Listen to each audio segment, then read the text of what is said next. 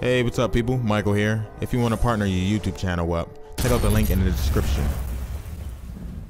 Super proud to be here to show it off. We've been working a long time on this, and it's finally exciting to be able to show it and have people play it and send us feedback. So here we're gonna go. Carl is gonna show off his skills. His gazelle rustling skills. Yeah, his gazelle skills. And here we're gonna start with a camp. So these camps, these are military locations. He's gonna use Senu, right? That's right. Senu. Senu She's a beauty. Yeah, she's a beauty. She's a great scout. So right now, Carl's using her to tag the enemies, but also tagging opportunities in the camp. Now, the question might be, why would someone infiltrate such a location outside of quests? So there is a quest that actually takes place here. In the demo, we've disabled the quest so that we can focus on the world and what happens with the world. Later on, there's going to be more streams with quests so that we can kind of spread the love, the content. But for now, we're just kind of cutting loose in the open world and going to see what is in store for us here at this camp. Now, with the tagging, I'm noticing, one of the new features here is that levels are popping up over the enemy's heads as you are tagging. So what can the player read into those levels as to what kind of challenge they're going to face? Yeah, so by going a lot more action RPG, what's happening here is that right now Bayek is level 20 and he's facing off against enemies that are at an equivalent challenge. And so this would be considered a fair, challenge fight in this part of the world. And we'll see that as, we'll see later on, there's another camp with enemies that are level 25. And you'll see that the feedback is slightly different. This is to really clarify to people, levels matter, gear matters. Taking on higher level enemies, it's doable. But they're tougher not only in stats, but they're also tougher in behavior. So the higher level they are, they have more capacities, more abilities, stronger weapons. So you might want to think twice before taking them on, or get some better gear, or just light your arrows on fire. Yes. Ooh. Apparently. What are you doing there, Carl? I think I'm going to cause a little bonfire down here. Why not? Because it's not hot enough. Yes. Just a little more warmth from the bonfire. Speaking of which, my feet are on fire. We are in the middle of the sun. It is really hot out we here. suffer for your entertainment, viewers. Listen, this is the live streaming equivalent of method acting. Is Bayek is warm right now. You think that hood is like keeping him cool? That hood is warm, and I will say for the fans out there who. Oh, the lion's attacking the horse. Attacking the horse. He's got a snack on some horse meat. Well, it is a distraction. He's been caged up for a while. So that's something that we fully embrace in here. So all the NPCs of the world, all the humans, all the animals, they have a full life in the world. They have needs, they have wants. Animals, they hunt, they sleep, they find shade. So in this case, this lion has been captured and been put in a cage. And at this point, it becomes an opportunity for the player. You can't always guarantee it, but okay. So these guys they sense something. They've seen a lion getting released. They've seen. Kind of hard to miss that one. Yeah, a fire. There you go, Carl. Something's going well down. done. Well done. All right. Nice job, Carl. So here we go. So we just picked up a bow. So this is something that's really important in Assassin's Creed Origins. It's gear. Goodbye, lion. Terrible. He was so kind to you. Wow. He attacked the horse. He should have been attacking. No real lions were harmed. Out of the frying pan into the fire. So we picked up a bow, and we saw that it was a blue bow, which means that it's a common weapon. So rarities do matter in this game. Yeah. The more rare the equipment is, the more attributes it has, the more properties it has. So as opposed to just does some more damage, it cannot have other properties. Like what is an example? Exactly. So other properties could be things like poison tipped. Being able to generate adrenaline. Adrenaline is a concept. It's a resource in the combat system that allows Bayek to unleash a fury of attacks or just devastating, overpowering attacks. And you can build adrenaline through the combat system. And some weapons charge differently than others, so this is part of the depth of the combat that we want players to mess around with. And this is a whole new combat system you guys have. Boom, headshot. It's way different than the feeling before of dead yet. being an Assassin's Creed combat. He's dazed. Take him out. Poor guy. Oh, he can cover some ground. So this guy's a commander. That's the gold icon. Uh-oh. Not for long. There we go. There we go. Dead. So there we go. So killed. So here we found a second bow. So in a military location, military locations are great for finding equipment and new gear. Aside from playing quests, these are also places to be able to upgrade Bayek with new weapons. Loot all that. So here we found a bow. Oh, we leveled up, which gives us an ability point. So we'll check that out in a second. Check it out now. Yeah, and we found a shield. Oh, cool. Nice All right, job, so here we're Carl. looking at sort of the skill tree, and I'm seeing 3 different branches. Yeah, it's more of a graph. What that means is there are flavors. So on the one side, what you see here is the Master Seer. This is more the abilities that are aligned with manipulation. So manipulating the environment, animals, and NPCs. In the center, we have the warrior aspect, which is really delving deep into fight. And the hunter aspect, which is more the stealthy approach of being an assassin or being a ranger. And the idea is players can dedicate themselves or go through the graph however they want. That's why it's a graph, because they can actually kind of spread themselves as they wish. They can really craft their own assassin. And you can even focus on one area. If you want to be the absolute ultimate warrior, Ultimate warrior. Whoa. you can dedicate yourself. So the last ability on each graph, you can keep pumping points into it. So you can really become that super powerful archetype that you wish to play. You just got to chase down a fluorescent outfit, and you're good to go. So what kind of player would you be, Ash? What's your personal favorite style? Personally, well, we should get Carl to buy something here. We go for the enhanced warrior bow. Enhanced warrior bow. The warrior bow is super cool. We haven't seen it yet, so maybe we should switch to it if we can. Yep. We did pick up a few new bows, right? Yeah, we should check out the new gear. Check out our gear. Definitely check out the new gear. So in terms of my style, I would say I'm somewhere between hunter and warrior. I can't choose one or the other. I sometimes prefer stealth, sometimes prefer just duking it out with the guys. That's my style, but that's one thing we wanted to cater to, is that we have a lot of fans who either play stealth or play pure combat. It depends on their their mood. We wanted mood. to give them a control over that. Yeah.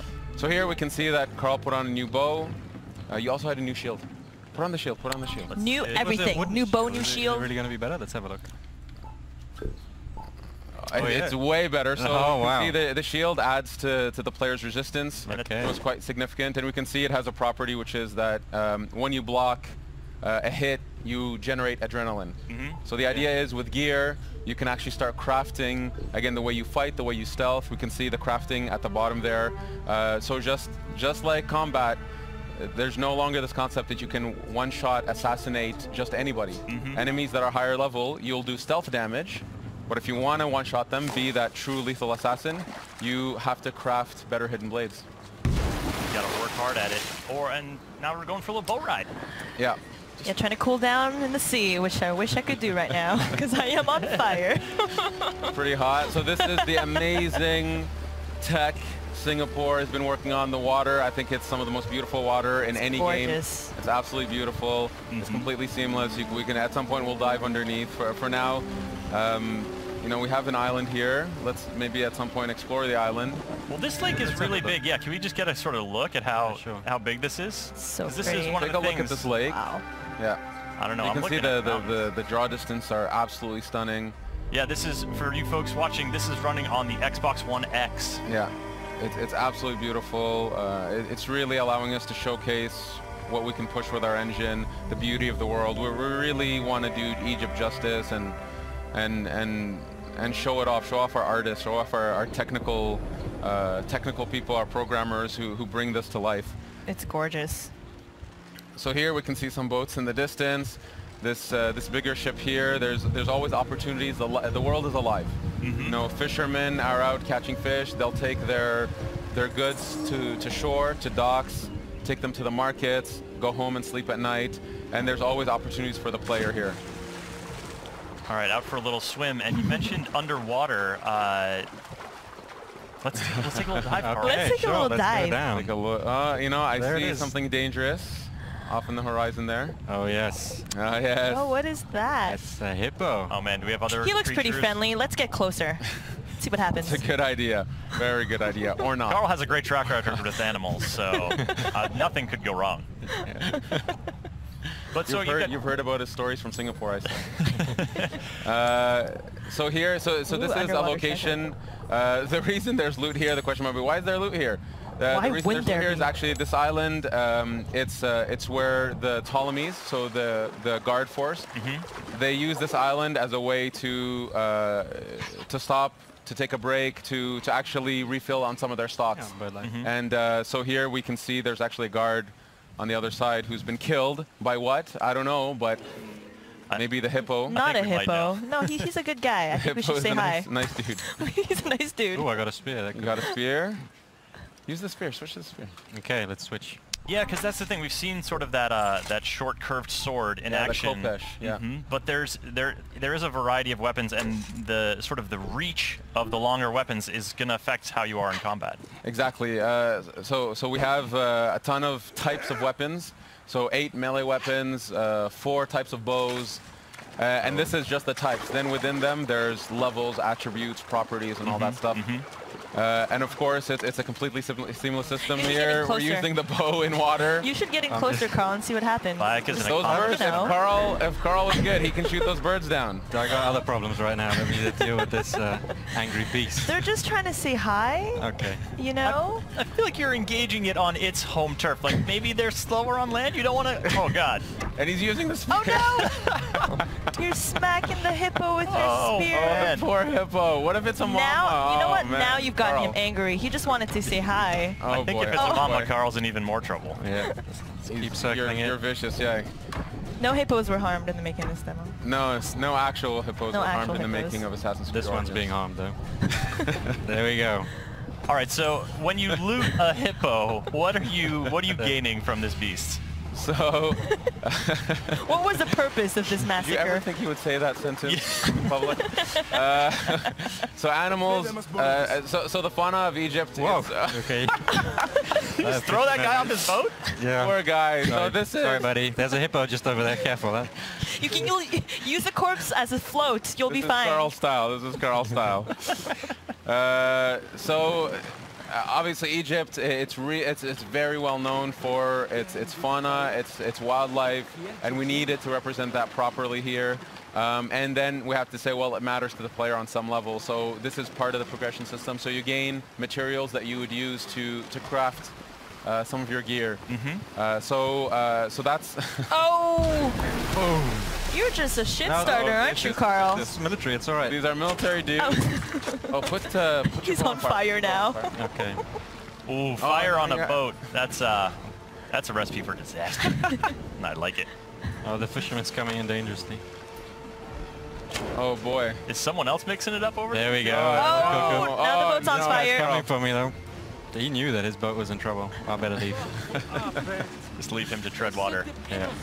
So you know what? If the situation was slightly different, I love Carl, how this guy's just along for the ride. He's just in front of you like, what is happening? Yeah. The guy's just chilling. The thing is, Bayek is a Magi. They are protectors of Egypt. They're protectors of the Egyptian way of life, and Egyptians have a high respect for Magi's, and they go to them for help.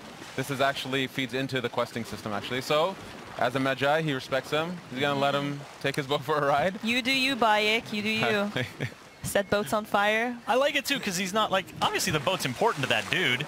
Like, it's probably his livelihood. He's like, look, man, you can take this wherever you want, but I need it when you're done. Yeah, just be sure you bring it back in one piece. For a bit. He'll even wait a bit. Eventually he'll leave, but he'll wait a bit for now. He's watching me carefully. So courteous. Like, so hey, courteous. in case you need a getaway vehicle, I'm here, bro. Exactly, exactly. So here, this is another military camp, but this one's slightly different. This one's a wharf. Here, what we wanted to show is just what it's like to take on enemies that are much higher level. So here we'll see some guards. So there's some in the front gate there. So level 25, you see that the badge is red, which is kind of telling the player, yes, you can try. You can try. Try your best. Take a run at him. Give it a shot, but it's going to be a very difficult fight because you're not at their level just yet. Eventually, by going through quests, by completing locations in the world, you will level up enough. So I would recommend just trying. Carl, what's your plan here? Are you going to take on this challenge? Let's. Oh, this guy's. Oh, he looks vulnerable. So let's try a headshot. He's alone. Let's try a headshot. See how much damage it does. Oh goodness, it's not going to do a lot. He's trying to swat a fly. Yeah, he is. Oh, he is tough. Yeah, no. Tough. Just a little scratch. Yeah. Get up on him. All right, got the spear. Oh, Working it in close quarters. And come on, get him, Carl. Oh boy, here we go. I believe in you, Carl. He can take him. He can take him. Honestly, he can do it. Carl's been practicing. He's very good at the game. Oh goodness. Yeah, look at that one hit. Like a stun almost happening. Is that a heavy hit that I'm? Oh, no. Lord. You get an F for effort. It's okay. Yeah, 2 hits from me. Okay. So look, the game is live. This is, you know, this is real gameplay. Exactly. Yeah, we take you know, we take games very seriously in the sense of we want this to be the representation of the game as it is. We want players to see where it is today. So yes, in a demo playthrough, Carl died in front of everybody. Killed. But I've learned my lesson. You don't have to rub it in, Ash. In front of everybody. I've learned my lesson, and I'll just keep moving on. The level 25 is too high. Let's give them a wide berth now, and so you're coming in. You're sort of leaving the wharf and coming. Oh, hey, buddy. Yeah. So Carl just called for his mount. And does this horse have a name, or is it a horse with no name? I believe this horse is named Amun-Re. Amun-Re. So, he's very handsome. Or she. A beautiful horse. Yeah. So Senu is our eagle companion. In this case, though, we wanted that mounts was something that the player can actually collect more and more mounts, purchase more and more mounts, and we have many different types of mounts. So there's horses, many types of beautiful horses, but also camels and eventually chariots. Camels. Yeah, and they all have their value, and so you can actually have different types of horses. Senu being the eagle companion that stays with you through the journey. So there we go. So we have this beautiful black horse here. Does the camel have a spit attack? Because I hear they do that. A spit attack, no, but you can rear with the horse. You can rear with the horse. The camel. Get the hooves in there. So we're sort of skirting the shoreline here, and you know, this is. You guys have built, as you were saying in the presentation, this is a country. You know, this is not just one city. So what kind of region are we in? Yeah, actually, before we go in, so here we found Eumeria, which is a port village. Actually, maybe I'll ask Carl to go to the map. Sure. You can go to the map just to kind of give a general spacing of the world. So this is the lake that we've seen with Senu. If we keep zooming out. This is the aspect of the demo. The lake is where the demo takes place. Since we were riding a bit north of it earlier, we started around here. Yeah, that's how we unfog the world, by visiting the world. You unfog it, but just to give a breadth of this country that we've built. Oh my goodness. Yeah. Move around just to show it's. Whoa. Yeah. It keeps ginormous. going. It's absolutely massive. Up to Alexandria in the north. Yeah, Alexandria. Nice. There's the Giza Desert, the Nile Delta, the Giza Plateau, Memphis, the ancient city of Memphis, and it goes on. Then there's Fayum, Crocodilopolis down in the south. Crocodilopolis. Yes. Real city. I like that place, Thieves Land.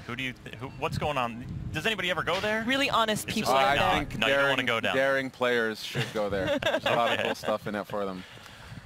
So just to give an idea that this is a country. Egypt is. It's such a majestic setting, and we've dreamed of going to this place. And so when we started and we decided we're going to Egypt, we understood that it was going to be a labor of love. It was going to push us to develop new technologies, to build such a crazy big world, and then to even populate the world with all these people that actually have agendas and purpose. For example, these people over here are being attracted by an event, if Carl would look at it. Oh God. Yeah. Oh my goodness. Oh, Egypt is hard.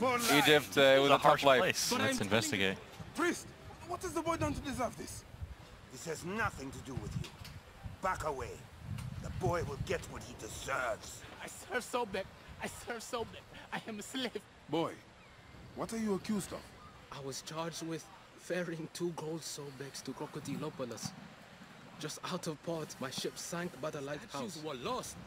I didn't steal them. Silence! And you, step back, Saedi. Wait, do not threaten me, Neb. I am a Magi. If the boy speaks the truth, I will find your gold Sobeks. If he lies, he is yours to deal with. So here we got a little bit of a taste of Bayek's personality and his attitude towards these masked priests that abuse their power. And this is a side quest. So our players can expect this type of quality, cinematics, great characters, in the optional content, in the side quests. And we have hundreds of stories to tell. Egypt was a really wonderful place. Then we found so much amazing stories that we wanted a way to be able to tell them, and the quest structure allowed us to do that. But again, we're saving the quest stuff for other streams, for YouTubers out there. So so for now, we'll continue with playing through the world. Shenanigans. Yeah, if you folks are just joining us, we're playing Assassin's Creed Origins on the Xbox One X with Ash and Carl from the Assassin's Creed Origins dev team. I'm Chris, this is Hanny, and we'll be doing this for about 10 more minutes, so stick around. We've got plenty of open world stuff to show you and some explorations here as Senu scouts out some more locations. So, she's a good girl. So here, actually, I'm going to ask Carl to not stealth this one. The reason we're showing these different locations, different camps and warps is actually we wanted to show a bit of stealth, we want to show a bit of fight, so I'm going to ask Carl. All right, well, what do we got in our arsenal here? He needs to earn some redemption. Oh, yeah, okay. He needs to earn redemption. This time, win this one, Carl. Okay, let's give it a try. For the Okay, here I come, out the bushes. Are you going in with the spear? I'll just shoot him in the chest first, wake him up. Good wake-up call. There we go. Nice. Okay, all right, all right. Nice dodge. Come on, Carl. Redeem yourself. Boom. Nice job so far. At some point, yes. just to show the one more hit and he's dead. The versatility of the fight. You can take out your bow. There we go, dynamically in the fight. And, oh my God, that's, bravo, bravo. All right, now is he close to filling up his adrenaline meter here? Yes. It seems like that might be helpful. It's getting there. It's getting there. I'll try and use it on the big dude. He is humongous. There we go. Okay, just get in there, unleash. There we go. Okay. Oh boy, oh boy. Okay, here we go. We're gonna see Carl. Oh. Oh, yeah. Yes! Nice. Impaled. Very good, very good. That was Oh, you beautiful. done good, Carl. Oh, no. Through the boy. throat that time. Nice. Nice job, Carl. You killed Thank it. you, thank you. All right, now give us a little broader context. Who are these dudes that Bayek is dispatching with such panache? So this is we're in the era of the Ptolemies. So these are Ptolemaic guards. They work for the people that Bayek is going after, and when I say going after, effectively Bayek is unraveling a mystery, and he doesn't know who these characters are that he's after, and so he comes to this place. He's actually looking for a contact to gain some info to lead him to eventually his targets, and these are the Ptolemy guards who work for these people. Bayek being an Egyptian, a Medjay, he doesn't have a very good alignment with these people. They represent, they represent really the evil forces that are destroying his homeland. So anyway, so these are the people he's after. This area of the world, just to say, if we take a look around, yeah, Carl, this is a beautiful shot of the world. Carl, give us a slow pan here. So this is Well, actually, there's a reach high point, so we can get a better view from there. Yeah, so we're gonna do a viewpoint. We'll do the viewpoint. Just for a sec, we're seeing, you know, some serious climbing here, a hallmark of the Assassin's Creed franchise, but that rock didn't have any like obvious handholds on it. Like, what's the approach to climbing in Origins? So the climbing, actually before we synchronize, just to look around. So pretty. So the climbing in Origins, it's so first we've revamped the controls, the fluidity of the character. We've gotten a lot of positive feedback already from the people who've played the build that feel like the assassin is really responsive, listening to them, doing what they want. And we pushed that to the climbing, where we said, you know what, we should be able to climb any surface we want. So we've created a tech for Bayek when he's climbing to be able to put his hands and footholds into crevices and so on any surface. So effectively to be able to climb anywhere. We wanted, you know, as the most seamless experience that we can have. Here you can see the world is absolutely beautiful. See that that distance, that top peak in the distance? You know, we could just go there at some point if we wish to. Swimming, by boat, by camel, whatever. And there's secrets up there for us. There's really I cool love stuff. secrets. There's really cool discoveries to find. Here, why don't we synchronize? So here, the world is, you know, kudos to our artists, our engineers, our technical artists. You know, this world is something.